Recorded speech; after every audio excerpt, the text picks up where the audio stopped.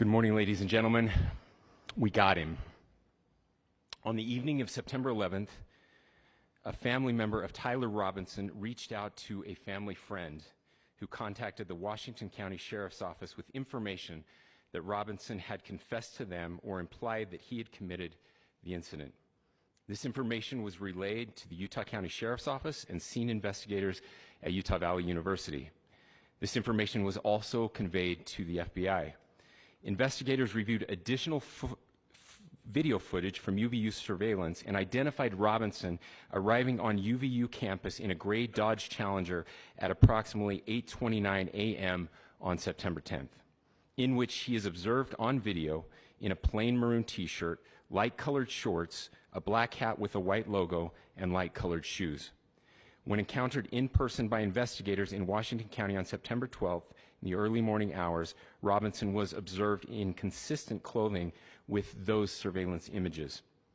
Investigators interviewed a family member of Robinson who stated that Robinson had become more political in recent years.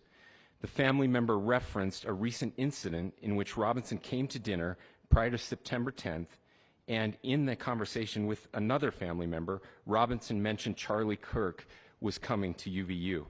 They talked about why they didn't like him and the viewpoints that he had. The family member also stated Kirk was full of hate and spreading hate. The family member also confirmed Robinson had a gray Dodge Challenger. Investigators identified an individual as the roommate of Robinson. Investigators interviewed that roommate, who stated that his roommate, referring to Robinson, made a joke on Discord. Investigators asked if he would show them the messages on Discord. He opened it and showed several messages to investigators and allowed investigators to take photos of the screen as each message was shown by Robinson's roommate.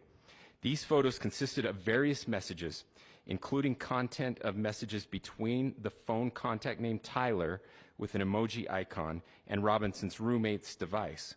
The content of these messages included messages affiliated with the contact Tyler, stating a need to retrieve a rifle from a drop point, leaving the rifle in a bush, messages related to visually watching the area where a rifle was left, and a message referring to having left the rifle wrapped in a towel.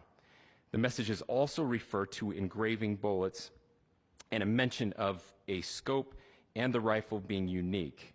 Messages from the contact Tyler also mentioned that he had changed outfits. I know there has been speculation as well as to the writing on those casings, those bullet casings, and I believe we have that as well. And I will share that with you now. So the area north of Campus Drive Road where the suspect crossed over, you saw some of that in the video that we released last night, consists of a grassy area with trees on the edge of the UVU campus. Investigators discovered a bolt-action rifle wrapped in a dark-colored towel. The rifle was determined to be a Mauser Model 98 30-06 caliber bolt-action rifle. The rifle had a scope mounted on top of it. Investigators noted inscriptions that had been engraved on casings found with the rifle. Inscriptions on a fired casing read, "Notices, bulges, capital OWO, what's this?" ? Inscriptions on the 3 unfired casings read, "Hey fascist!" ! Catch! ! Up arrow symbol, right arrow, and symbol, and 3 down arrow symbols.